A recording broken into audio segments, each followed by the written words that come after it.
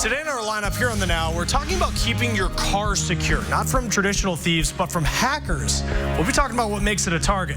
And National CBD Day, it's now a thing. Now, we know these national days, they're really just about getting us to buy stuff, but this one is bringing up an important conversation about where we stand when it comes to the research and the rules on CBD. And a veteran's memories just became reality again after nearly 75 years, how his wish of reliving his last memory from World War II came true. And taking a live look now over Indianapolis, you can see the clouds. It is a Storm Team 6 alert day because we've got some thunderstorms moving through, not out of the question. A couple of these could be on the strong to severe side with some gusty winds and hail, and certainly the case here around Petersburg. This storm had some small hail in it. Looks like it's weakening just a little bit, but still some lightning dotting the landscape here along I-74 through Crawfordsville. And then as we slide back to the south and east, you can see another downpour on the north side of Indianapolis with some lightning also moving through Hamilton County across Highway 31 there, and around Richmond still dealing with some moderate to heavy rainfall. As we look north out of downtown Indianapolis, you can see that wall of rain that is slowly moving to the southeast, and it will cool things down with temperatures right now in the middle to upper 80s. As we go through the next couple of hours here, those shower and thunderstorm chances gradually diminishing here. I think just a stray storm by 11 o'clock, and at that point we'll have our temperatures in the middle 70s. Amanda. Thanks, Kyle. This is the Now Indy on RTV6. I'm Amanda Starantino. In one local city, the no smoking sign could soon apply to more than just cigarettes, cigars, and pipes. The Columbus City Council approved adding e-cigs and vape pens to the city's smoking ordinance. The proposal needs to be passed a second time, something that's expected on August 20th. In 2012, the council passed an ordinance prohibiting smoking in all indoor businesses, including private clubs and bars. The amendment adds electronic smoking devices. Once given final approval, violation of the amended ordinance would carry a $50 fine. Hiring Hoosiers is the RTV6 initiative committed to connecting you with the companies and people looking to hire. There's one event that encourages people to take what they love, turn it into a business in which they can hire people. RTV6's Rafael Sanchez reports. If it blings, Sherry Miles has it in her collection. She's behind Rhinestone Reflections. It's not easy. No, it's not easy, and I do all this on my own. No one does this for me. She started this several years ago. Despite working a corporate job, she's making this her business, as well as not forgetting others. So I hire individuals who have the same passion as I do, and I also have college interns. So students who are interested in design work and entrepreneurship, I'll bring them along as well and teach them the business. She was among the 135 vendors participating in SHE, which stands for She Has Everything, an event focused on helping women build their brand and make a profit. This marketplace of entrepreneurs allows people to sell their products, whether it's fashion, the arts, or wines. But you know what? The same way that person that gave you a job created that, you can do it for yourself. Y'all ready? Y'all doing okay? Is everything going okay? Katina Washington is behind the SHE events. You can't depend on your 9 to 5. You have to have another business in mind that you can run yourself. All you do is take what you love to do and you monetize it. It's that easy. By moving the event to Lafayette Square Mall, the SHE event had more space for their vendors to sell their products and share their dreams. In Indianapolis, Rafael Sanchez, RTV6. Thanks, Rafael. And SHE organizers handed out $100 scholarships to 10 kids who set up a business at the event. The next SHE event will be held once again at Lafayette Square Mall. It's set for Saturday, December 7th from 11 a.m. to 6 p.m. A call to action from lawmakers across the country in the wake of 2 deadly mass shootings. More than 200 mayors from Tampa to Denver to Sacramento want the Senate to return to D.C. to vote on legislation targeting gun safety. Now, they want senators to take action on bills to expand background checks. Those bills already passed the House. Well, the waiting list to get into the United States, it is a long one. That starts our Now news feed. The AP is reporting at least 40,000 migrants who have reached the U.S. border are on a waiting list. Now, they're waiting for an initial attempt to seek asylum or for a court hearing after being sent back. This is a big increase from earlier this year. Atlanta is cracking down on e-scooters and bikes starting tomorrow. People will not be able to rent them between 9 p.m. and the morning. There are 4 riders that have been hit and killed in Atlanta just since May. Workers in full protective gear, they're trying to decontaminate Paris schools that are found to have unsafe levels of lead. Now, there are concerns about the tons of lead that melted when Notre Dame caught on fire. Repairs in the cathedral were stopped over environmental concerns. Today, the FDA is investigating more than 100 reports of seizures after people used e-cigarettes. Now, the first reports came in April. Back then, 35 people experienced seizures after vaping. 4 months later, that number's up to 127 cases. Now, the FDA is trying to figure out if there is a direct link between vaping and seizures. There are doctors outside the FDA that have already weighed in on this. American Addiction Centers says that consuming nicotine in abundance can activate certain neurons in part of the brain that is responsible for emotions, memory, and survival instincts. Now, that can spark convulsive seizures. Children are much more sensitive to the central nervous system, irritability and agitation and seizures associated with nicotine. Some of that is weight related, but some of it is also just related to the vulnerability of the developing brain. Now, researchers in Japan have also confirmed this. Meanwhile, BYU researchers have tested the actual liquid used for e-cigs. Now, they found that some liquids may contain more nicotine than others. Doctors are worried about this, especially in children, because they're more likely to experience nicotine poisoning. Now, the FDA isn't just looking into seizures. It also has received reports of fainting or tremors. Let's get back to our lineup. Hackers may try to take advantage of new car technology. We're going to be talking about what car makers need to be doing to keep our vehicles secure. Ascension.org/St. Vincent Hart. Most new cars being sold today have some sort of internet connection, which does make them the newest target for hackers. Annie Taylor's here with what car makers should be doing. Chris, this is according to a new report by Consumer Watchdog. So they tested this on brands that many people drive, like Toyota, Honda, and Ford. Some luxury brands, including Tesla, were listed as a vulnerable brand. Now, this is all based on 2019 models. The study explains that because of all these vehicles essentially use the same software for their infotainment system, all hackers need to do is figure out how to hack just one system, and they'd have access to these cars. Hackers would be able to tap into a number of systems, including some really critical parts of the car. If a hacker gets in through the infotainment system, the hacker can compromise the steering and the brakes, and that is, of course, a major concern. So another alarming thing to note in this study, these cars aren't just vulnerable to hacking. Viruses could also spread from car to car. Consumer Watchdog is calling on automakers to take action. They propose one short-term solution, and that's to create a sort of airplane mode for cars so that they can actually turn off the internet in the event of a problem. They've also proposed a long-term solution. We need the automakers to redesign the cars to make the internal safety components, the steering and the brakes, separate from the infotainment system, just like we have in our airplanes. The Watchdog Group says if car makers don't make changes by December 31st, the government needs to step in. Annie, thank you. Let's get back to our lineup here on The Now. And World War II left lasting memories for our veterans. And for one of them, he wanted to relive his last one after all of these years. 2 agents went out before we got to New York. Huh? Hopefully we have 4 today. Yeah. Coming up, how his wish to take a trip back in time nearly 75 years later became a reality. Only on RTV6 News. Let's start the Now news feed. A warning from the UN on climate change. It says that we need to change the way that we make food to avoid major global warming consequences. It says that current food production causes 1/3 of greenhouse gas emissions, and that needs to change. Chernobyl is the site of the worst nuclear accident in history, but people still travel to it. HBO even has a show about it, and now it will have its own vodka. Scientists say it's radiation free. They used crops from a farm near Chernobyl to make it. It's called Atomic. That's with a K. It's unclear when you might be able to buy it. Cooking like it's ancient Egypt. Seriously, a scientist recently baked a loaf of bread using yeast found in Egyptian pottery. That yeast is 4,500 years old. Now, he says that he made sure it was safe and that it actually came out pretty good. He said it was sweeter and richer than the sourdough that we're used to.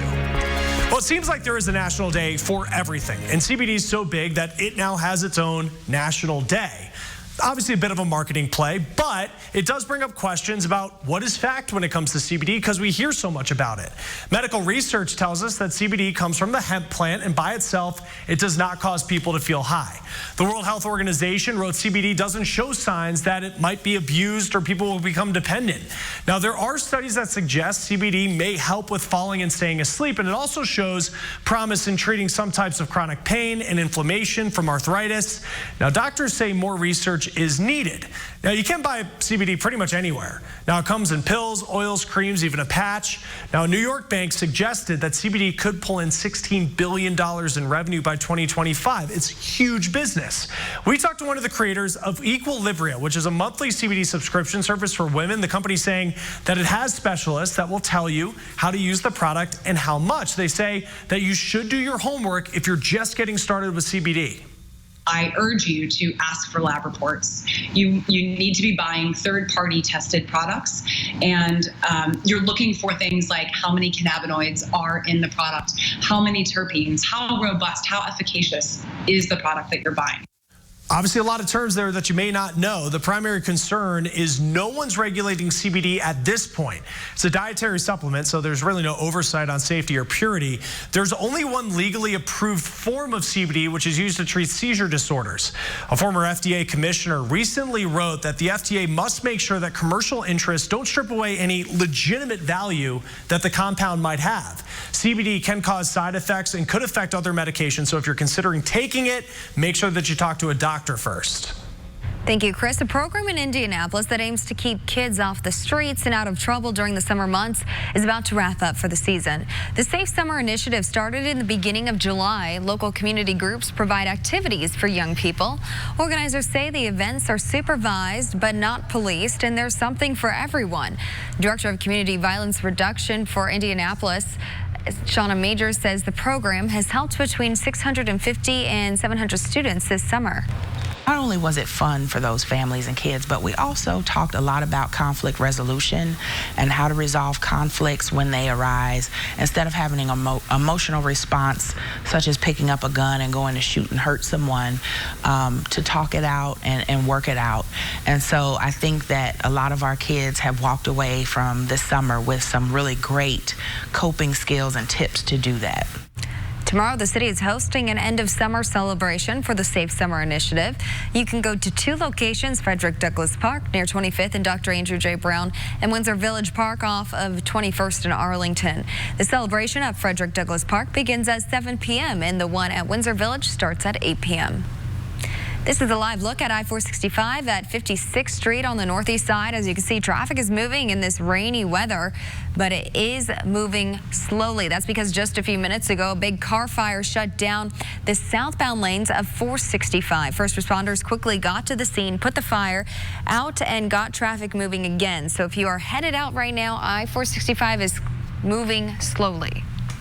And in parts of central Indiana, traffic's moving slowly because we've got some downpours. This is a view over Indianapolis, and you see that wall of rain that's moving in. A few drops on the lens there. Let's take you to Storm Team 6 radar and show you where we've got some of this heavier rainfall. It's a pretty narrow band here along I-74 and then stretching across portions of I-70. Very spotty, though, at this point. South of Richmond, one downpour there. Another one south of Rushville, all sliding to the east and southeast this evening.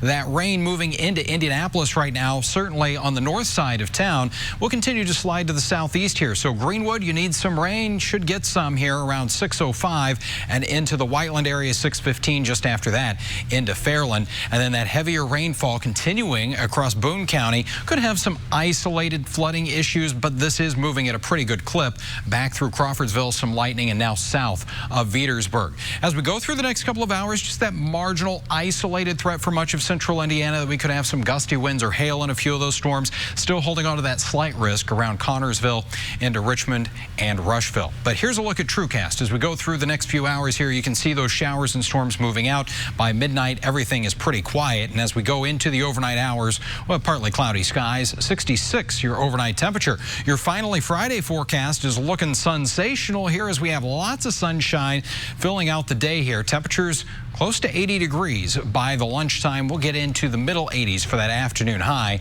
at 84 degrees. As we look at the next few days of your forecast here, we get back into a dry stretch of weather. So if you don't get any rainfall today, you're going to have to wait a while. High temperatures in the middle 80s both Friday and Saturday with mostly sunny skies. Then it gets a little toasty here going into Sunday and Monday. We'll have those highs right around 90 degrees. Isolated chance for a shower or thunderstorm coming back into the Monday forecast. Chris? World War II ended almost 75 years ago. The way one veteran got home after the war is still etched into his memory, and thanks to an organization that makes the dreams of seniors come true, he's now taking a trip back in time. Chris Welch went along for the ride.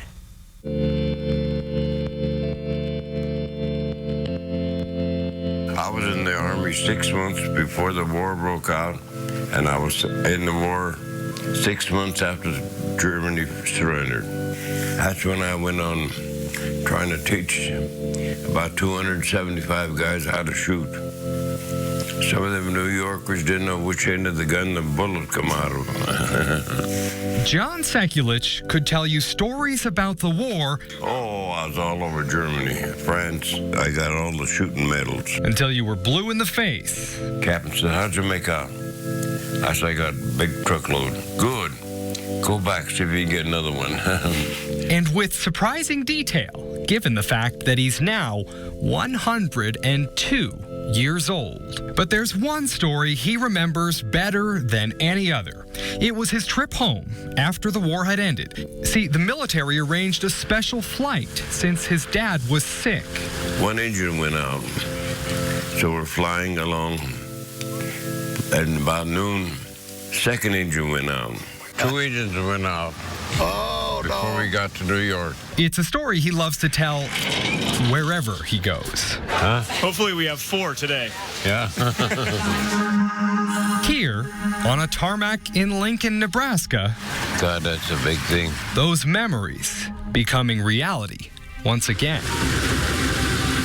My God. As he's about to board the same exact type of bomber, a B-24 Liberator, almost 75 years later.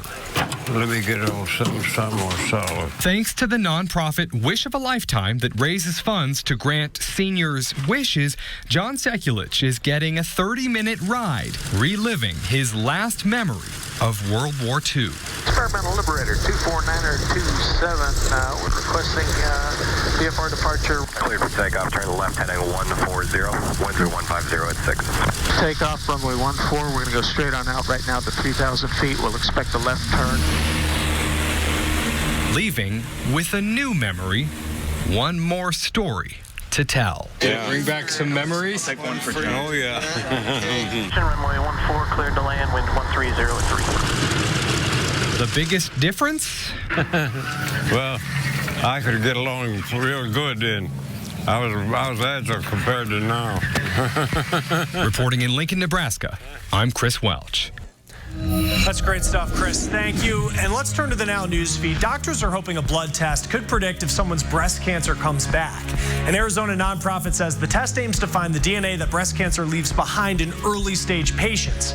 Right now, blood tests like this are usually for people with advanced breast cancer. Mercury levels are rising in fish, and we're talking about the kind that we eat: tuna, salmon, swordfish. Harvard researchers are concerned that climate change is causing this problem. They say warmer water appear to be the reason for the increase. It may soon feel impossible not to have an Impossible Burger. This fall, the plant-based meat will be at about 1,500 cafeterias. We're talking at colleges, companies, hospitals. Now, the business behind the burger says it has partnered with a meat production company and has hired more workers to meet demand. Now, finally in our lineup, 3 young brothers started making candles as a way to make money to buy toys.